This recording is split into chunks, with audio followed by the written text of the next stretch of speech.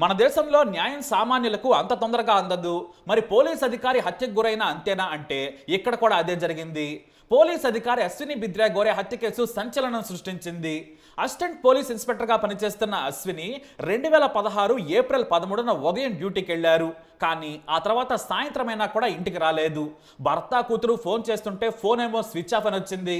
ఒకసారి మాత్రం కూతురికి వాట్ ఆర్ యూ డూయింగ్ అని మెసేజ్ వచ్చింది. భర్త సోదరుడు తండ్రికి కూడా ఆ తర్వాత మెసేజ్లు వచ్చాయి. ఆ తర్వాత వీరు తిరిగి ఫోన్ చేస్తే ఫోన్ స్విచ్ ఆఫ్ అని వచ్చింది. వీరికేమీ అర్థం కాలేదు. దీంతో మరుసటి రోజు వరకు ఎదురు చూసిన భర్త కుటుంబ సభ్యులు ఆమె పనిచేస్తున్న రత్నగిరి పోలీస్ స్టేషన్కి వెళ్లి వాకబు చేశారు. కానీ వాళ్లేమో మేడం బయటకు వెళ్లి పోలీస్ స్టేషన్కు మళ్లీ రాలేదని చెప్పారు.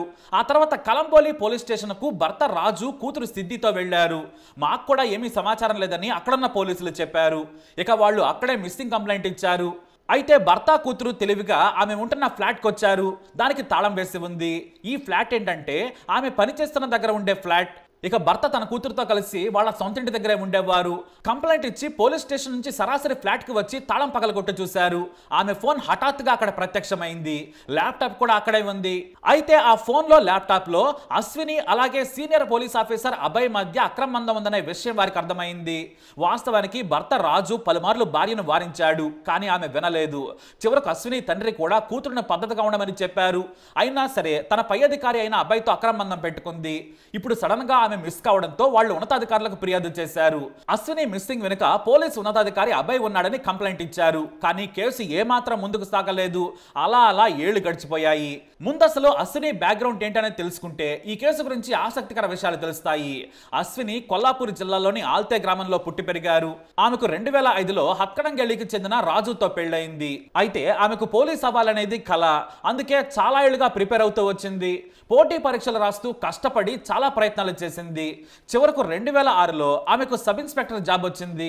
మొదట పూణేలో పనిచేశారు. ఆ తర్వాత సాంగ్లీ పోలీస్ స్టేషన్లో కూడా పనిచేశారు. అయితే అక్కడే అంటే సాంగ్లీలో ఆమె సీనియర్ పోలీస్ ఆఫీసర్ అభయ్ కురుత్కర్తో పరిచయం ఏర్పడింది. ఆమెను పలు ఇన్వెస్టిగేషన్లకు తీసుకెళ్లారు ఆయన. అక్కడ వారి పరిచయం కాస్త అక్రమందానికి దారితీసింది. ఎంతలా అంటే ఒకరిని విడిచి ఒకరు ఉండలేని పరిస్థితి. ఈ గ్యాప్ లో ఆమెకు కూతురు కూడా పుట్టింది. దాదాపు 7 ఏళ్ల పాటు ఇద్దరు భార్యాభర్తల మాదిరిగానే అక్రమందం కొనసాగించారు. ఈ విషయం ఆమె భర్తకు తెలిసి నిలదీశాడు కూడా. కానీ ఆమె మారలేదు. ఆ తర్వాత కూతురు ప్రవర్తన గురించి అశ్విని తండ్రికి కూడా తెలిసింది. ఇక 2013లో అశ్వినికి ప్రమోషన్ వచ్చింది. దీంతో ఆమెను రత్నగిరికి బదిలీ చేశారు. అయితే ఉన్నతాధికారిగా ఉన్న అబ్బాయి వారాంతరంలో రత్నగిరికి వెళ్లేవాడు. ఆమె గదిలోనే ఎంజాయ్ చేసేవాడు. అలా వారి వ్యవహారం నడుస్తూ ఉండగానే ఆమె మిస్ అయింది. పోలీసులకు కుటుంబ సభ్యులు ఫిర్యాదు చేసినా కూడా పట్టించుకోలేదు. అలా అలా ఏళ్లు గడిచిపోయాయి.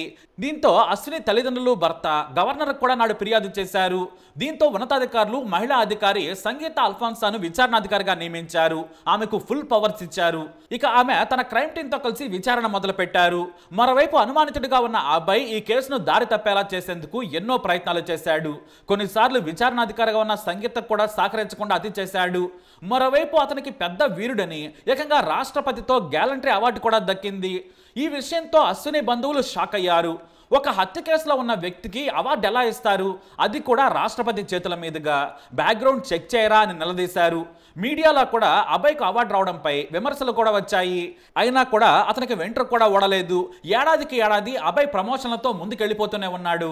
కానీ అశ్విని హత్య కేసు విచారణాధికారి సంగీత మాత్రం ఏమాత్రం వదిలిపెట్టలేదు.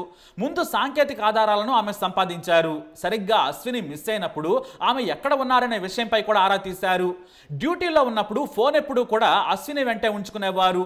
తన పర్సనల్ ఫోన్ ఇంట్లోనే ఆ రోజు వదిలి వచ్చేశారు. దీంతో ఈ కేసు కాస్త మిస్టరీగా మారింది. ఈ కేసు నాడు ప్రభుత్వాన్ని కూడా షేక్ చేసింది. పోలీస్ అధికారి చనిపోతే పోలీసులే విచారణ చేయలేకపోతున్నారు. ఇక సామాన్యులకేం చేస్తారని జనం మీడియా ఆగ్రహం వ్యక్తం చేసింది. ఇటు రాజకీయ నాయకులు కూడా ఈ కేసును తొందరగా తేల్చాలని సంగీతకు మరింత అధికారాలు ఇచ్చారు. ఆమెకు కొంతమంది పోలీసులు సాయం చేయడం లేదని ఫిర్యాదు చేయడంతో పొలిటికల్ ప్రెషర్ పెరిగింది. ఆ తర్వాత డీజీపీ సహా అందరూ కూడా సంగీతకు సహకరించాలని కఠినమైన సందేశం పంపించారు. దీంతో మొదటగా అశ్విని ఫోన్ లొకేషన్ చూడగా సరిగ్గా ఆమె ప్రియుడు అబ్బాయి ఇంటి దగ్గరే ఉన్నట్లు తేలింది. అంతేకాదు అదే సమయంలో అభయ్ ఫోన్ కూడా అక్కడే ఉంది. మళ్ళీ మరుసటి రోజు అశ్విని ఫోన్, అభయ్ ఫోన్ లొకేషన్లు ఒక సరస్సు దగ్గర ఉన్నట్లు కూడా తేలింది. దీంతో అభయ్ను ప్రశ్నించారు పోలీసులు. కానీ అభయ్ చాలా తెలివిగా సమాధానం చెప్పాడు. నేను పెట్రోలింగ్ డ్యూటీలో ఉన్నానని చెప్పాడు. ఆ రోజు నిజంగానే ఆయన పెట్రోలింగ్ డ్యూటీలో ఉన్నారు. కానీ పెట్రోలింగ్ వదిలేసి ప్రియురాలు అశ్వినిని తన దగ్గరకు పిలిపించుకున్నాడని పోలీసులు అనుమానించారు. అయితే అశ్విని ఫోన్ తీసుకున్న అభయ్ ఆమె బ్రతికే ఉందని చెప్పేందుకు కొన్ని మెసేజ్లను పంపాడు. అది కూడా కూతురు, భర్త, సోదరుడు, తండ్రికి పంపాడు. ఆ తర్వాత డిపార్ట్మెంట్లోని ఉన్నతాధికారులకు కూడా కొన్ని మెసేజ్లు ఆమె ఫోన్ నుంచి పంపాడు. మొదట భర్తకు హౌ ఆర్ యు అనే మెసేజ్ పెట్టాడు. ఇక్కడే పోలీసులకు క్లూ వచ్చింది. అంటే యు, హౌ ఆర్ యూలో యూని వైవోయు అనే రాశాడు. వాస్తవానికి పూర్తిగా ఎప్పుడు కూడా అశ్విని రాయదు. కేవలం హౌ ఆర్ యు అంటే యు మాత్రమే రాస్తోంది. ఎట్టి పరిస్థితుల్లోనూ ఆమె వైవోయు అని రాయదు. వందల మెసేజ్లు చూసినా కూడా షార్ట్ ఫామ్ లోనే రాశారు ఆమె. వాట్ ఆర్ యూ డూయింగ్ అనే మెసేజ్ పెట్టినా కూడా అలానే యు రాసే అలవాటు ఉంది ఆమెకి. అంటే కేవలం యు మాత్రమే రాస్తుంది, వైవోయు రాయదు. కానీ అశ్విని చనిపోయాక వైవోయు అని మెసేజ్లు పెట్టి పంపారు. ఆ తర్వాత సంగీత అతని ఫోన్లో వాటిని కూడా చూశారు. దీంతో రెండవ ఆధారం దొరికింది. ఇక ఇక్కడ ఇన్వెస్టిగేషన్ ఆఫీసర్ మరో తెలివైన పని చేశారు. అదే అతని కార్ డ్రైవర్ కుంతన్ బండారి. అతన్ని అదుపులోకి తీసుకుని విచారించారు. మొదట తన బాస్ పెద్ద ఆఫీసర్ అని డ్రామాలాడాడు. కానీ తమదైన శైలిలో విచారణ చేయడంతో నిజం ఒప్పుకున్నాడు. తాను హత్య చేయలేదు, కానీ మృతదేహాన్ని మొక్కలు చేసేందుకు సాయం చేశానని బాంబు పేల్చాడు. ఎవరు చంపారంటే మాత్రం తన బాసేనన్నాడు. ఇక్కడే మరో వ్యక్తి పేరు కూడా బయటకొచ్చింది. అతను అభయ్ చిన్నప్పటి స్నేహితుడు మహేష్ ఫల్నీకర్ అనే బ్యాంకర్. ఇతను కూడా మృతదేహం పారేసేందుకు 2 ఇనప పెట్టెలను ఇచ్చాడు. వాటిని కారులో వేసుకుని వెళ్లే సమయంలో అభయ్తో ఉన్నాడని చెప్పాడు. ఇలా అన్ని ఆధారాలతో అభయ్ని ఇరికించడంతో నిజం ఒప్పుకున్నాడు అబ్బాయి. దాదాపు 10 ఏళ్ల పాటు అశ్వినితో అక్రమ బంధం ఉంది. ఆమె అంటే నాకు చాలా ఇష్టం, నేనన్నా కూడా ఆమెకు ఇష్టం. అయితే భర్త, కూతురుని వదిలేసి తనతో వస్తానని చెప్పింది. తనను పెళ్లి చేసుకోవాలని రోజు గొడవ పెట్టేది. తనను పెళ్లి చేసుకోకుంటే ఉన్నతాధికారులకు ఫిర్యాదు చేస్తానని బెదిరించింది. అలా చేస్తే నా పరువు పోతుందని భయపడ్డాను, ఉద్యోగం కూడా పోతుందని కంగారు పడ్డాను. ఏప్రిల్ 13న మా ఇంటికి వచ్చింది అశ్విని. ఇద్దరం కలిసి మద్యం తీసుకున్నాం. అప్పటికే నేను అధికారికంగా నైట్ పెట్రోలింగ్ డ్యూటీలో ఉన్నాను. కానీ ఆమెను చంపిన తర్వాత మళ్ళీ డ్యూటీకి వెళ్తే అనుమానం రాదనుకున్నాను. మేము ఎంజాయ్ చేసిన తర్వాత వాటర్ తాగేందుకు బెడ్ మీద నుంచి లేచిన అశ్విని ఫ్రిడ్జ్ వైపు వెళ్ళింది. నేను వెనుక నుంచి క్రికెట్ బ్యాట్ తీసుకుని తల మీద గట్టిగా 2 సార్లు బాదాను. ఆమె చనిపోయింది. ఆ తర్వాత నా డ్రైవర్ బండారి, స్నేహితుడు మహేష్ సాయం తీసుకున్నాను. వారిని ఈ కేసులోకి రాకుండా చూసుకుంటానని మాటిచ్చాను. నా డ్రైవర్ నేను మొక్కలు చేసి 2 పెట్టెల్లో పెట్టాం. ఆ పెట్టెలను నా ఫ్రెండ్ మహేష్ తెచ్చాడు. వాటిని రాత్రి సమయంలో ఓ లోతైన సరస్సులోకి విసిరేశాము. ఇనుప పెట్టెలు కావడంతో అవి కూడా బరువుగా ఉండడంతో అవి నీటి అడుగు భాగానికి వెళ్ళిపోయాయి. ఆ తర్వాత మేము ఇంటికి వచ్చేసామని చెప్పారు. అలా ముగ్గురిని అదుపులోకి తీసుకుని జైలుకు పంపారు మహిళా విచారణాధికారి సంగీత.